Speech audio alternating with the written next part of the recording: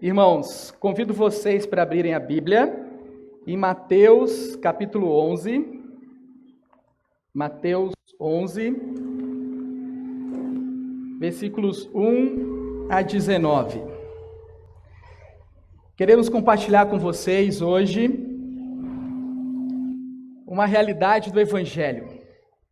Jesus para todos. Diz assim a palavra do Senhor. Ora, tendo acabado Jesus de dar essas instruções a seus 12 discípulos, partiu dali a ensinar e a pregar nas cidades deles. Quando João ouviu no cárcere falar das obras de Cristo, mandou por seus discípulos perguntar-lhe: És tu aquele que estava para vir, ou havemos de esperar outro? E Jesus respondendo disse-lhes: Ide e anunciai a João que estáis ouvindo e vendo. Os cegos veem, os coxos andam, os leprosos são purificados, os surdos ouvem, os mortos são ressuscitados e aos pobres está sendo pregado o Evangelho. E bem-aventurado é aquele que não achar em mim motivo de tropeço. Então, em partindo eles, passou Jesus a ensinar ao povo a respeito de João. Que saístes a ver no deserto? Um caniço agitado pelo vento? Sim. Que saístes a ver? Um homem vestido de roupas finas? Ora, os que vestem roupas finas assistem nos palácios reais. Mas para que saístes? Para ver um profeta? Sim, eu vos digo, e muito mais que profeta. Este é de quem está escrito: Eis aí eu envio diante de tua face o meu mensageiro, o qual preparará o teu caminho diante de ti. Em verdade vos digo, entre os nascidos de mulher, ninguém apareceu maior do que João Batista, mas o menor no reino dos céus é maior do que ele. Desde os dias de João Batista até agora, o reino dos céus é tomado por esforço, e os que se esforçam se apoderam dele. Porque todos os profetas e a lei profetizaram até João. E se o quereis reconhecer, ele mesmo é Elias, que estava para vir. Quem tem ouvidos para ouvir, ouça. Mas a quem hei de comparar esta geração? É semelhante a meninos, que sentados nas praças gritam aos companheiros: Nós vos tocamos flauta e não dançastes, entoamos lamentações e não pranteastes. Pois veio João, que não comia nem bebia, e dizem: tem demônio. Veio o Filho do Homem, que come e bebe, e dizem: eis aí um glutão e bebedor de vinho, amigo de publicanos e pecadores. Mas a sabedoria é justificada por suas obras.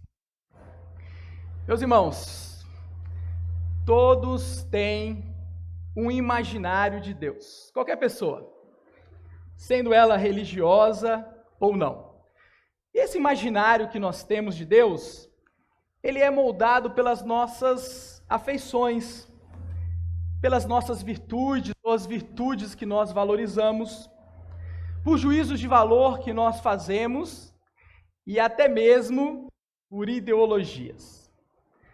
No entanto, esse imaginário, ele é insuficiente, porque ele é defeituoso e ele é pequeno demais para Deus. Mas a boa notícia é que Deus, em sua sabedoria e bondade, escolheu revelar-se a nós por meio da Bíblia. Eu pensei numa imagem que nos ajuda a entender um pouco esse texto. Uma imagem do nosso cotidiano. Imagine você diante de um espelho e ele está cercado, ele está cheio de vapor. Você tomou banho e saiu, parecia fez uma sauna no seu banheiro e o espelho ficou cheio de vapor. Você não consegue se ver como você gostaria, né?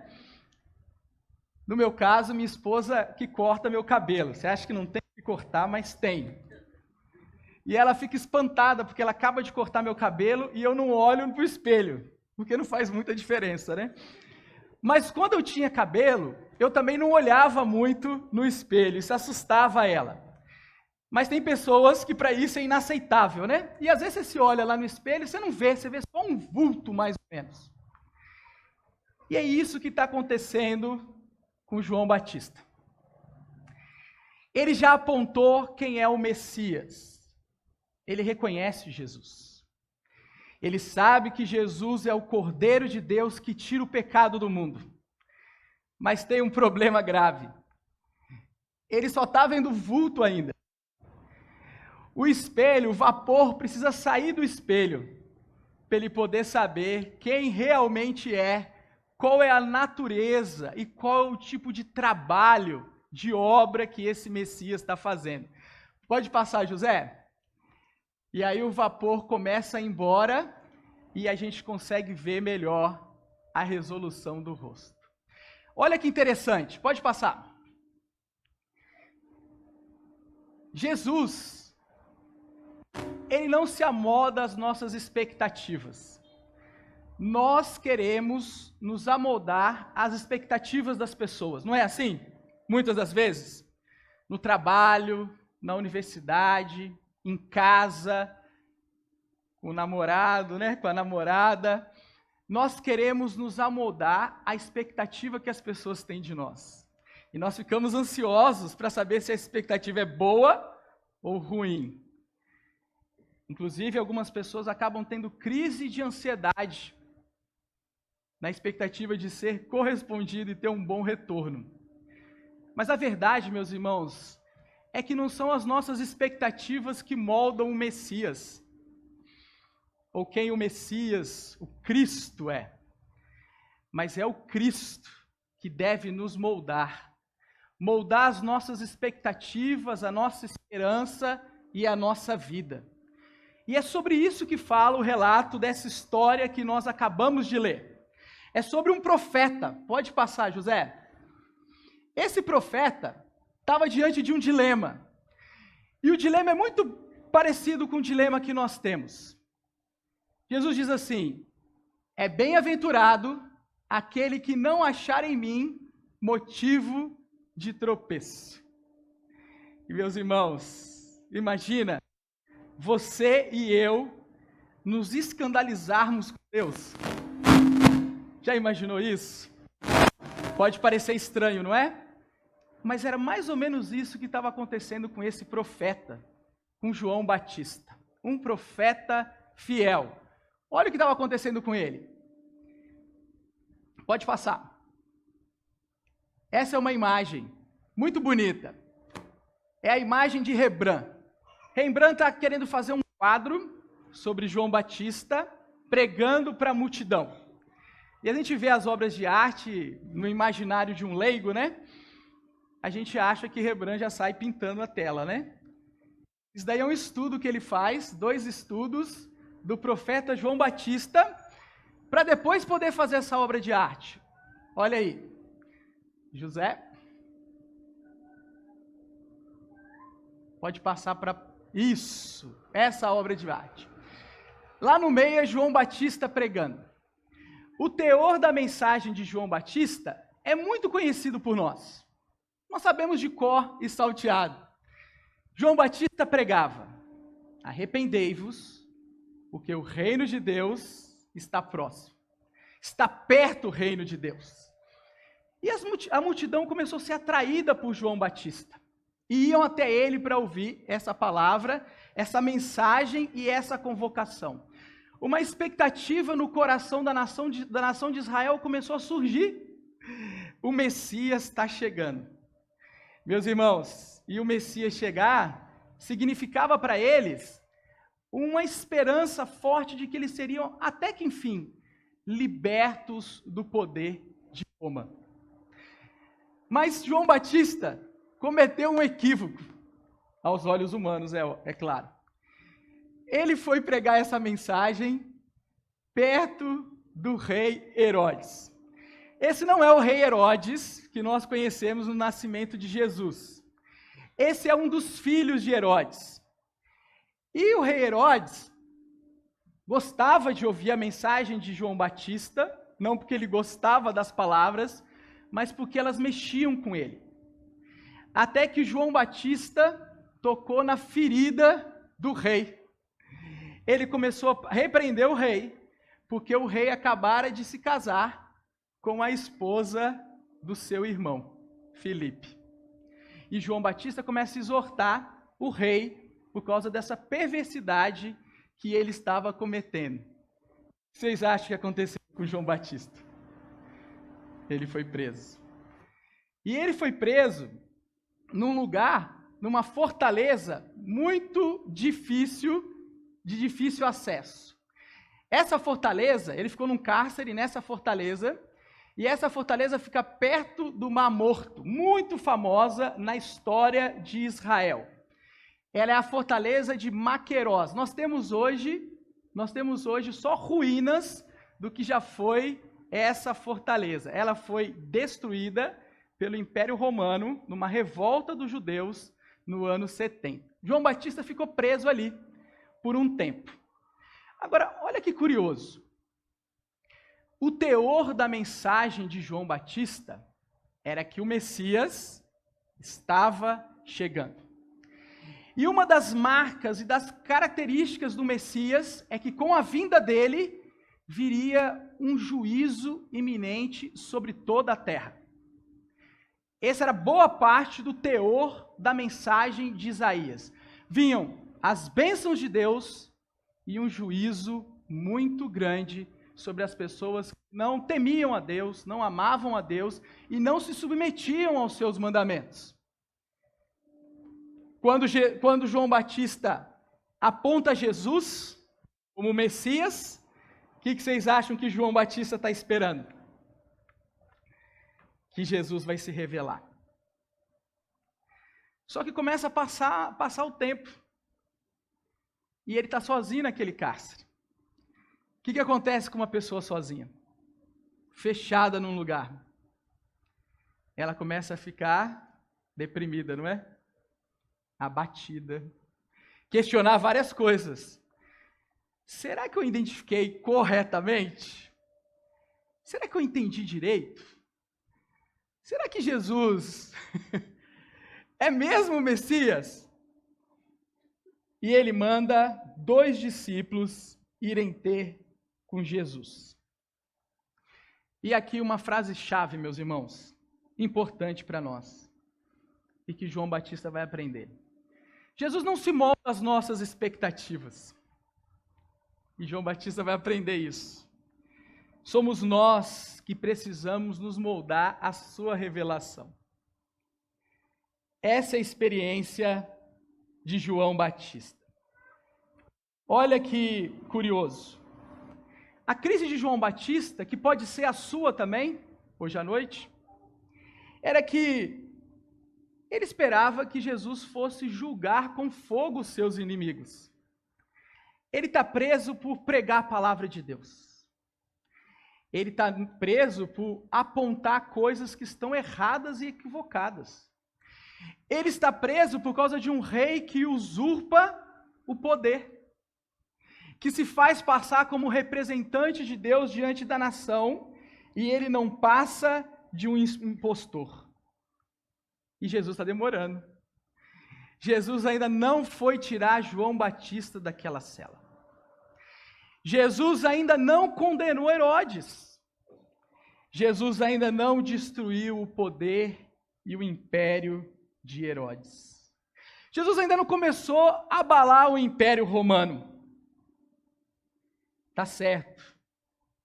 Jesus vem curando, mas ele vem acolhendo, perdoando, enquanto João está preso, sozinho e sem ver o juízo de Deus. Você já se sentiu assim? Você já se sentiu numa situação em que parece que Deus se esqueceu de você? Você já se encontrou numa situação em que você se sente muito injustiçado? E parece que Deus não faz nada para mudar isso? Você já sentiu num momento em que parece que Deus não responde às suas orações? No momento em que você questiona se você está entendendo direito o que está acontecendo, o que Deus está fazendo, o que Deus espera de você. Você se sentiu alguma vez ou se sente hoje como João Batista? Mas olha que maravilhosa a resposta que o nosso Senhor Jesus Cristo traz para João Batista nesse cenário. Ele cita uma profecia antiga que Israel esperava. Não era só fogo consumidor e juízo. Israel esperava bênçãos, bênçãos que o Cristo traria e que chegariam. E Jesus responde para João Batista: João, as bênçãos estão chegando, mas o juízo foi adiado. João, os cegos vêm, os surdos ouvem, os mortos vivem, e os pobres e excluídos estão ouvindo a palavra de Deus. Não só os poderosos, não só a elite alfabetizada, mas todo mundo está tendo acesso à palavra de Deus. Aqueles que estavam excluídos da sociedade estão sendo reintroduzidos porque ganharam saúde. Aqueles que não tinham mais futuro, um futuro se abriu diante deles. Jesus não repreende João Batista por essa dúvida, mas ele o elogia como um profeta verdadeiro e firme. Mas ele diz algo para João Batista que talvez eu e você precisamos ouvir essa noite. O reino de Deus é muito mais profundo do que você imagina. O reino de Deus é muito maior do que você e eu imaginamos. O reino de Deus não cabe na nossa agenda. Não cabe.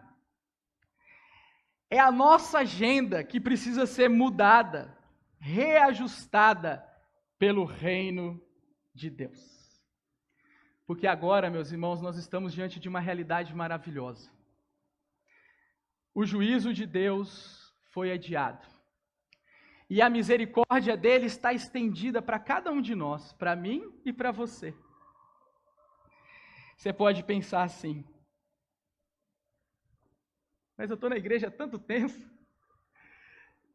eu não faço coisas tão ruins assim. Tem gente que faz coisas muito piores do que eu. A minha vida até que é meio ajeitadinha. Jesus está estendendo a misericórdia dele para você, que se acha ajeitadinho e bem comportado. O reino de Deus vem, ele irrompe, mas ele vem com reconciliação antes de juízo. E Jesus é o próprio Deus que se manifesta. Mas ele se manifesta nesse momento com graça e verdade. Com graça e misericórdia para mim e para você. João Batista não via com clareza. Mas nós, meus irmãos, temos um privilégio. É por isso que Jesus fala que João Batista é o maior dentre os profetas. Porque ele viu e apontou o Messias para todas as pessoas. Mas ele é o menor no reino de Deus, sabe por quê? Porque nós temos um privilégio. Nós podemos ver tudo o que João Batista não viu nessa terra. Nós vimos Jesus na cruz. Nós vimos Jesus ressuscitar. Nós vimos o Evangelho se expandir das fronteiras de Israel e se espalhar por todas as nações. E esse é um privilégio maravilhoso. Maravilhoso. Jesus é para todos. Para todos. Jesus é para a mulher adúltera. Jesus é para aquela pecadora pega em flagrante. Jesus é para aquele leproso. que não podia tocar e viver em comunidade, mas tinha que viver isolado, segregado, longe de todo mundo. Jesus é para mim e para você também. Religiosos com pouca fé, que ficam assustados e cheios de medo no meio de uma tempestade, e que precisamos ouvir Jesus falar. Não só para o mar, não só para o vento, mas para o nosso coração. Aquiete-se, acalme-se. Por que Jesus é para todos, meus irmãos? Primeiro, por causa do escândalo da cruz. A palavra de Deus diz que nem olhos viram, nem ouvidos ouviram, nem jamais penetrou no coração humano o que Deus tem preparado para aqueles que o amam. E você sabia que isso não tem a ver com o futuro, mas tem a ver com a cruz? A cruz é um escândalo. A cruz é um escândalo para todos os religiosos. A cruz é loucura para os sábios desse mundo, para os entendidos. Mas é o meio pelo qual o reino de Deus chegou para mim e para você. Jesus é para todos, meus irmãos. Ele é a verdade que nos confronta, direto, sem rodeios. Jesus deixa bem claro que eu e você, a Lisbeth, o Mateus, Kevin, até o pastor Luan, queria falar isso de púlpito primeiro, né? Vocês são muito mais pecadores do que vocês podem imaginar. Muito mais. Mas ao mesmo tempo, vocês são muito mais amados por Deus do que vocês podem imaginar. Na cruz, o nosso Senhor Jesus Cristo, Ele traz o juízo para si mesmo. Ele assume a minha e a sua condenação. E Ele oferece misericórdia para todos que se aproximam e que se chegam para perto dEle. Até para aqueles que nós imaginamos que são as piores pessoas do mundo. Mas a verdade, meu irmão, minha irmã, é que as piores pessoas do mundo, se nós formos muito honestos e nós conseguimos olhar para aquele espelho sem vapor nenhum, é bem possível que a gente enxergue a nossa imagem refletida naquele espelho. A minha e a sua. O escândalo de um perdão irrestrito de Jesus Cristo. Meus irmãos, Jesus é para todos nós. E Ele tem para mim e para você uma nova realidade. Uma vez que Deus toma a minha e a sua culpa, sabe o que Ele nos dá em troca? Uma nova vida. Uma nova vida. Um novo começo. Um novo relacionamento com Ele. Uma amizade inquebrável.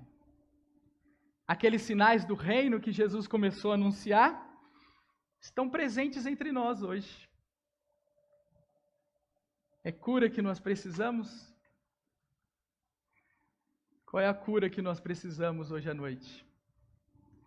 Qual é a cura que o seu coração e a sua consciência precisam essa noite? Qual é o relacionamento que precisa ser curado e restabelecido hoje à noite? É reconciliação que nós precisamos? É vida boa para ser vivida? Rica em esperança? Uma vida boa de olhar para ela e de encarar? Uma vida que dá vontade de acordar na segunda-feira? Esses sinais do reino já começaram, já estão entre nós, e Jesus nos convida para vivermos como participantes. Mas tem uma tentação, irmãos, uma tentação muito grande. E eu queria compartilhar com vocês.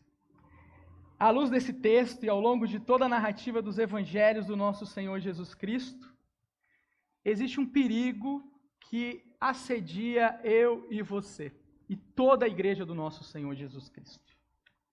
O perigo de nos acharmos moralmente superior às outras pessoas.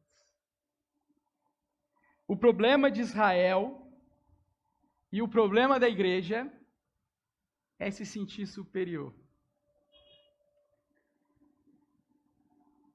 Quando a gente se sente superior aos outros, nós olhamos de cima para baixo.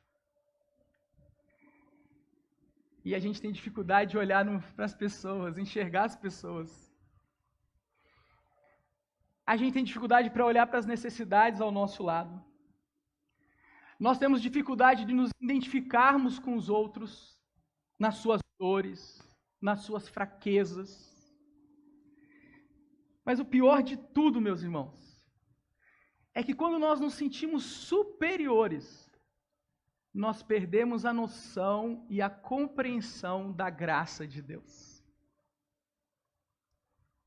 Ela vai ficando mais distante. Nós esquecemos que não é por mérito, mas é por graça. E Jesus traz um julgamento muito sério e muito duro sobre os religiosos. Ele diz assim no versículo 16, a partir do 17, quer dizer. Ele diz assim: nós tocamos flauta e vocês não dançaram. Nós entoamos lamentações, mas vocês não choraram, não prantearam. João Batista veio com uma vida cheia de austeridade, morou no deserto, vestiu roupas precárias, uma dieta e uma alimentação muito restrita, não teve contato com bebida alcoólica em toda a sua vida, pregou a palavra de Deus com fidelidade, e o que os religiosos daquela época diziam? Tem demônio. Veio o Filho do Homem, veio o Messias, veio o Cristo, que come e bebe. E o que os religiosos diziam? Eis aí um glutão e um bebedor, amigo de pecadores. Meus irmãos, se nós não tomarmos cuidado da nossa alma, nós podemos cometer os mesmos erros, os mesmos problemas, de não entendermos e não enxergarmos o reino de Deus, de olhar para as pessoas de cima para baixo, de esquecermos da realidade ao nosso redor e das necessidades, não termos empatia com as pessoas, e o pior, irmãos, desprezarmos a graça de Deus. Desprezarmos a graça de Deus. O convite essa noite, para mim e para você, que nós temos meditado ao longo do culto todo, eu quero convidar você ao exemplo de João Batista, que estava perplexo. Ele recebeu um convite. Vamos confiar nossa vida a Jesus? Vamos confiar nele?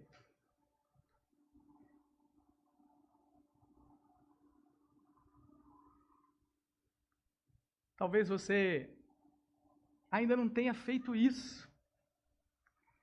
Talvez você ainda não tenha, de uma forma verdadeira, honesta, pessoal, diante de Deus, não diante das pessoas, mas diante de Deus, talvez você não tenha feito isso na sua vida.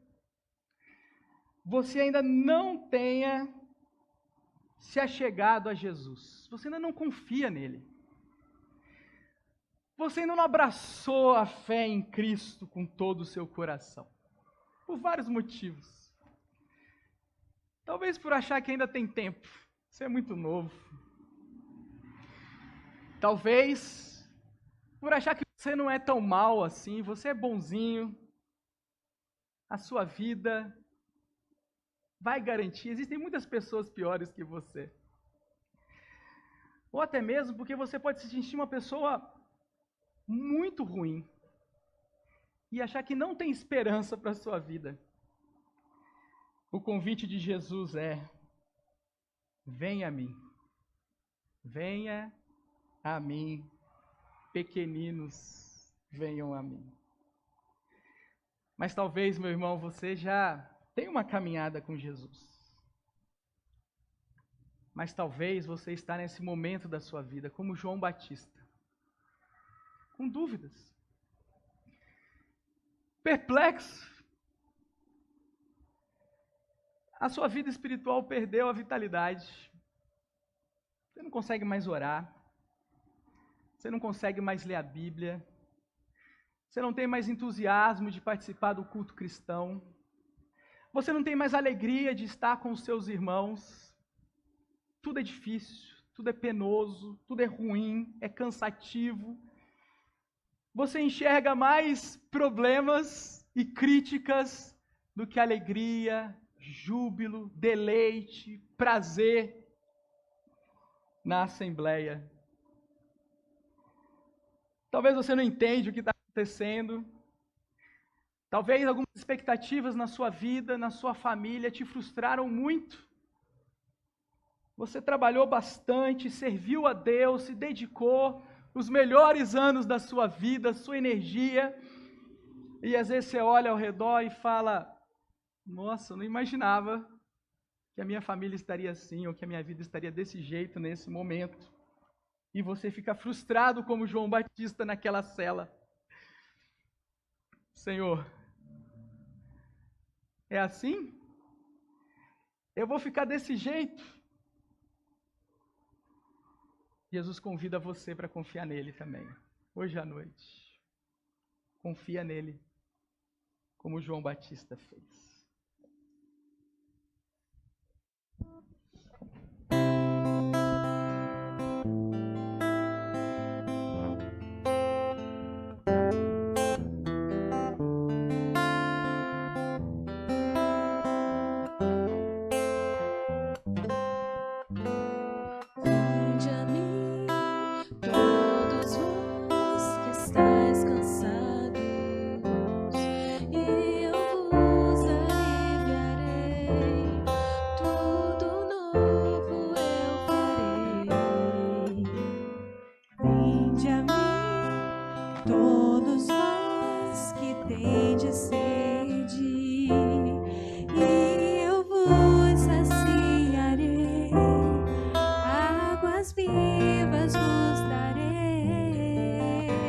Descanso achareis pras vossas almas,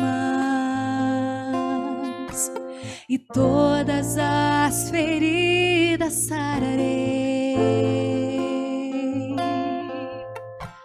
Um novo nome, nova vida vos darei, e vos mostrarei o meu amor. Vinde, bebei das águas que vêm do meu trono de amor, do meu trono de amor. Vinde, vivei da alegria que vem do meu trono de amor, do meu trono de amor.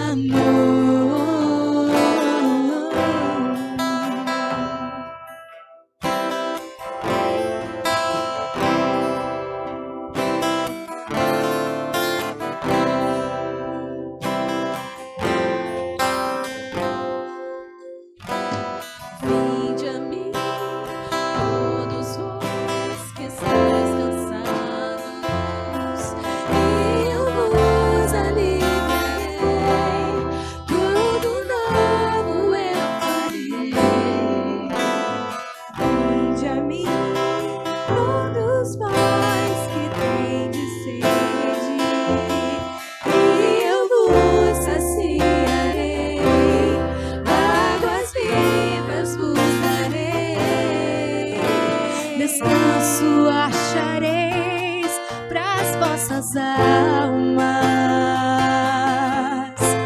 e todas as feridas sararei. Um novo nome, nova vida vos darei.